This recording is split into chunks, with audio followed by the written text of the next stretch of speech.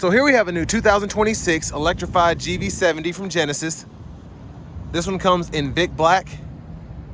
And then for the interior, we have the frozen gray leather.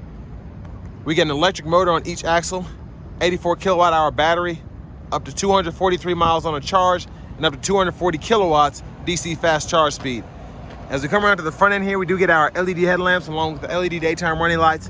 And ever since the GV70 came out, even before it was electrified, I've loved the front ends, really all the Genesis, but particularly the GV70s, GV80s, whether they're electrified or not. Just a beautiful front fascia there. Down here, these are 20-inch alloy wheels. Now we do get passive keyless entry on all 4 doors. To the door panel, memory seat function is there. We get one-touch up and down windows on all 4 doors, electronic child lock and rear window locks, power door locks, and then our power mirror controls. We can pick a side, turn it on or off, adjust the glass, and then hit the middle button to fold and unfold the mirrors themselves. And those do have blind spot monitors in them. Now over here, we can open the charge port, power liftgate, traction control, downhill brake assist, and then we do have our electronic parking brake there. Love those pedals. Power tilt and telescoping steering wheel. And then here is our power driver seat. Lots of different functionality there. We can get the massage going. And then we have the 4-way lumbar support. Power thigh support as well, but a beautiful looking seat there. But a huge thanks to Genesis of Cool Springs for allowing me to review this vehicle today. I'll leave a link below in the description. If you're looking to find the best price on one of these closer to home, click that second link down below. It takes just a minute to fill out your information. I'll make sure the local dealers are fighting to get you the best price on this or whatever new vehicle you might be interested in. But parts content, surprisingly, this is 44% US Canada. I was not expecting that. 50% Korea, transmissions from USA, engines from Korea, and then you have the assembly point being Hyundai Spot in Montgomery, Alabama. But I have the seat up front adjusted for someone of my size, being 6'3" with longer legs. So we're gonna test out the space sitting behind myself.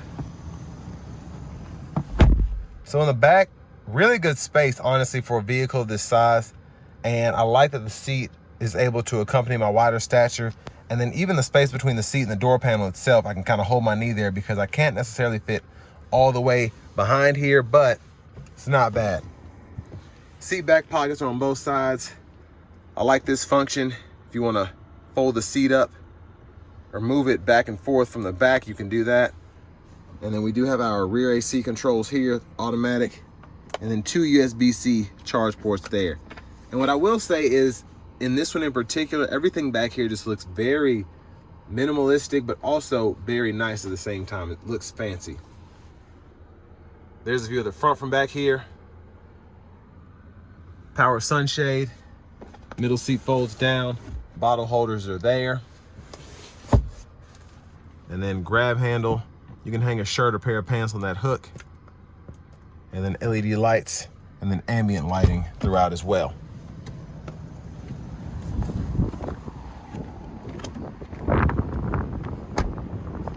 But as we come around to the back end, we get the full LED tail lamps.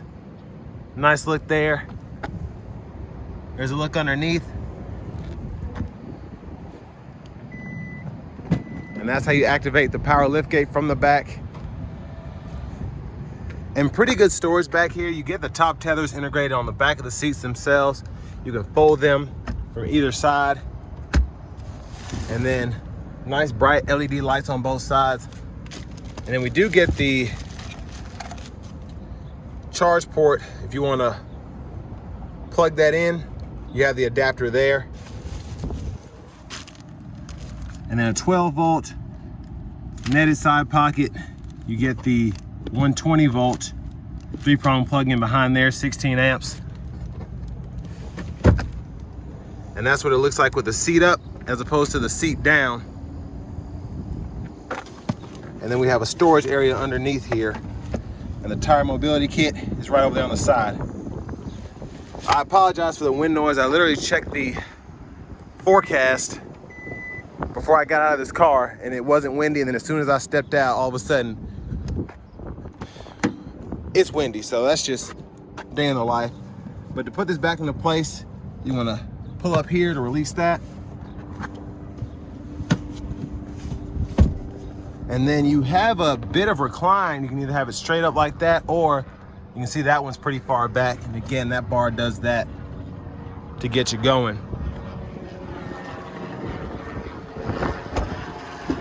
But front passenger seat, not as adjustable as the driver's side, but you get the power seat back, seat bottom, and the 4-way power lumbar support, which is nice. Lockable glove compartment here with the owner's manuals.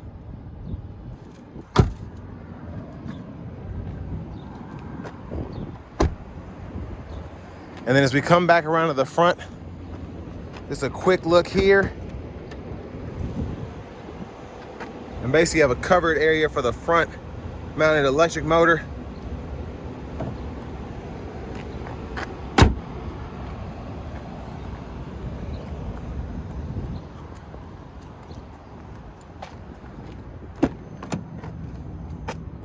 There's that blinker on there.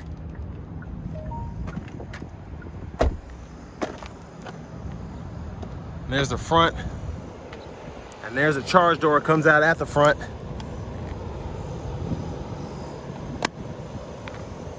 So interesting that we get a Tesla-like plug there. But then again, you do have that charging adapter back there if you want to go to charging or Electrify America, something like that.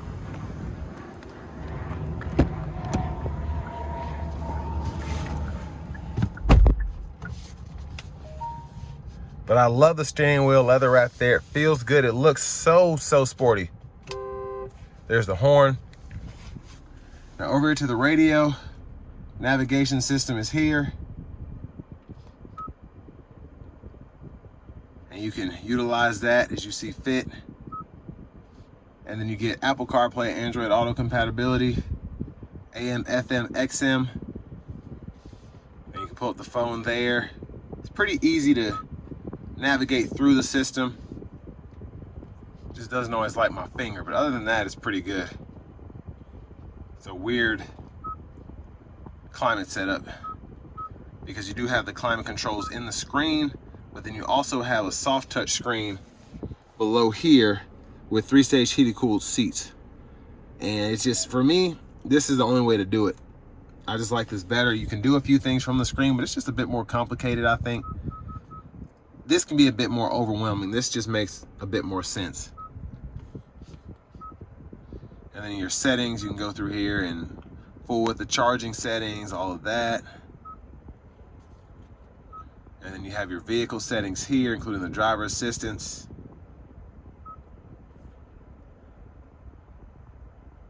And then if you go over to the general settings over here, we can change language.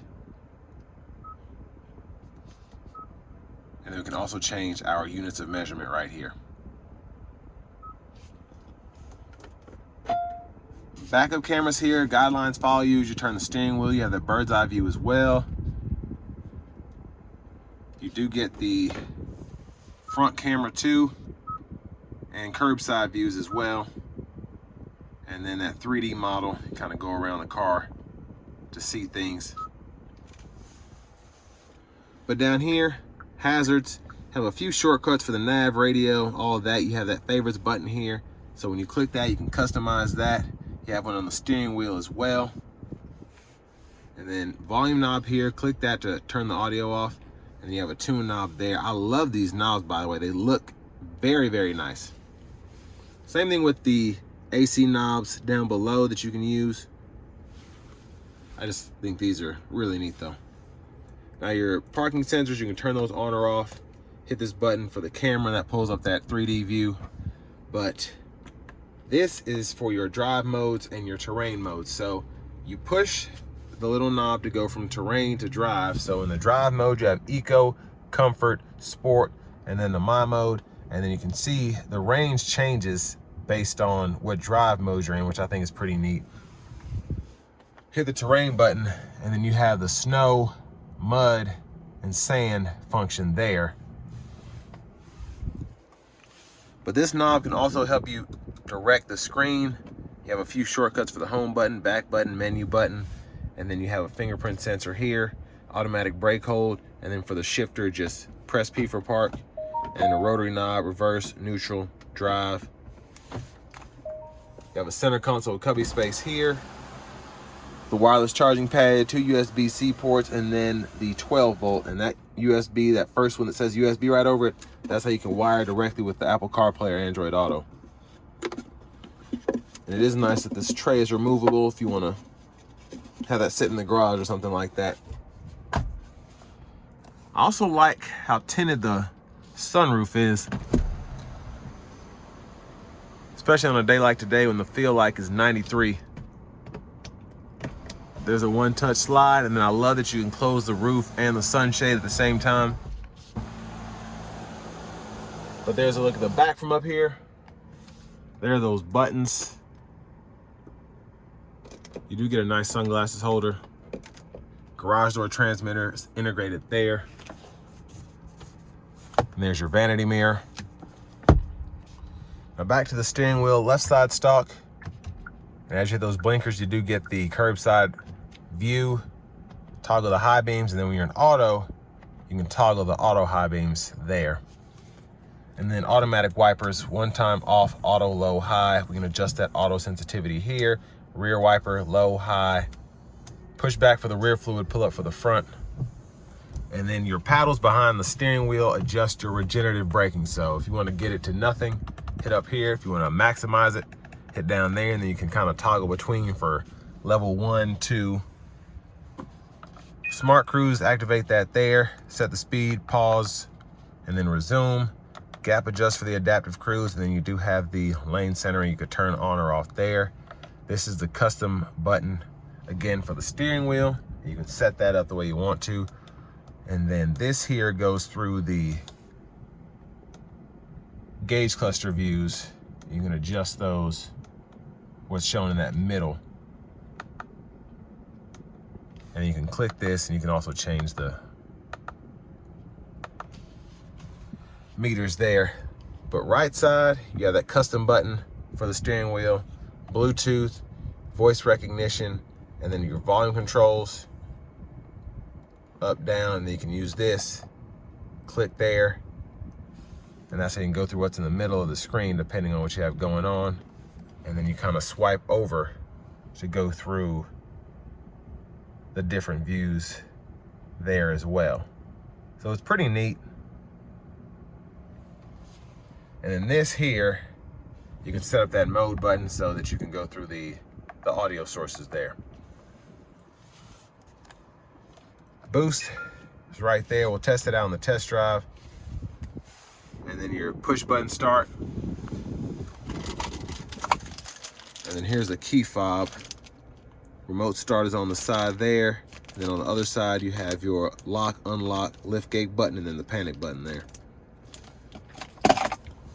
But next, let's go ahead and take this Electrified GV70 with all-wheel drive out on the road for a test drive.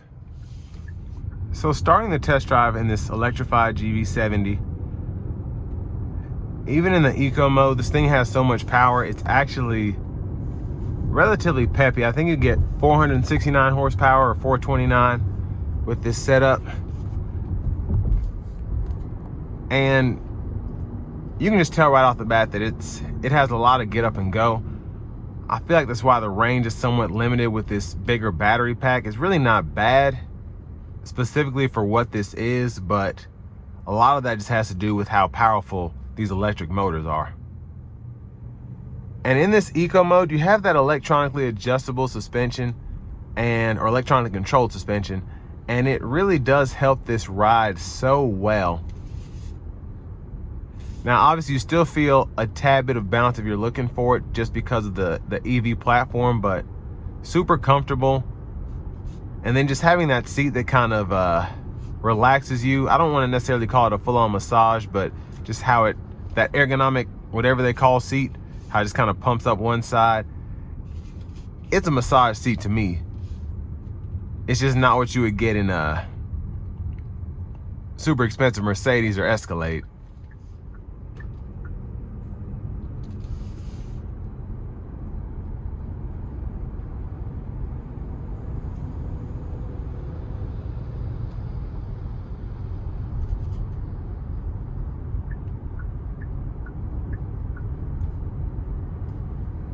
Now it's really quiet, as you can hear. It's coming down the road. Sound acoustics in here are incredible. Not really hearing the outside world at all. The loudest thing I can hear is gonna be this cooled seat. I have it on the level 3 there, but it's just so relaxing driving this vehicle. Now, something else that's great about this is in the eco mode, when you take off, even just giving a little bit of throttle, it doesn't throw you back. It just slowly pushes you. Almost feels like a Mercedes or something. It's just, I shouldn't say like a Mercedes, like how a chauffeur would drive the vehicle. It's just very clean, very smooth. But I'm gonna put it into the sport mode now.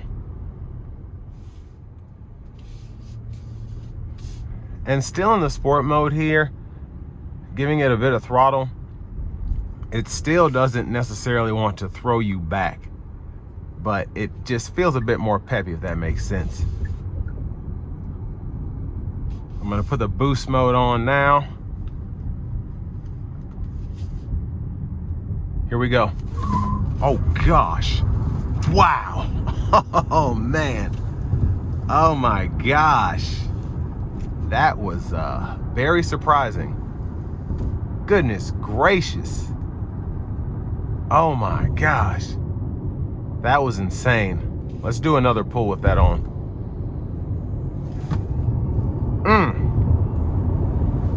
Yeah, it tries to get away from me, man. That is, that's impressive. That's downright impressive. Now, I do want to give one more thanks to Genesis of Cool Springs for allowing me to review this vehicle today. I'll leave a link below in the description. If you're looking to find the best price on one of these closer to home, click that second link down below. It takes just a minute to fill out your information. I'll make sure the local dealers are fighting to get you the best price on this or whatever new vehicle you might be interested in. But my gosh, that's impressive. I mean, just the power output is freaking insane. You have all-wheel drive capability here, and for it to do what it just did makes you want to get one of these. It's just, the performance is insane. I'm gonna dial it back to comfort now.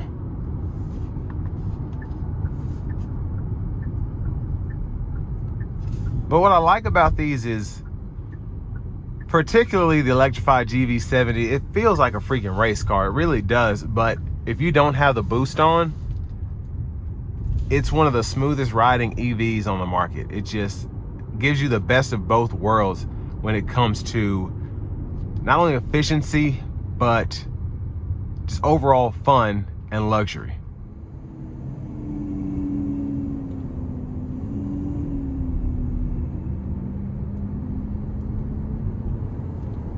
Now again, for this to be an EV, it rides very well, feels very nice, very luxurious.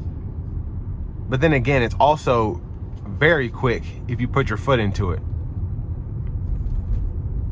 But for the money, I think it's one of the better options personally, especially if range isn't a big deal. I think of the Charger EVs, everybody wants to complain about them because of this, that, and the other, but the car is quick, it's fun. You still get 200 plus miles of range, and for most people, that's more than enough.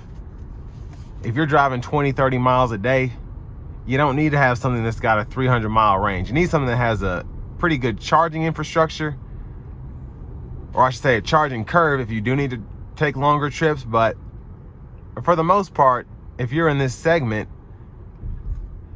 that's not really gonna be a deal breaker for you. Like, I have a Mustang Mach-E, 75,000 miles on it, and I've fast charged maybe 10 times my entire life. Not really something that you do on a regular basis, just if you have to take that road trip every so often. But yeah, I would suffer that, especially because it charges a bit faster than the Mach-E. For this performance alone, it is phenomenal.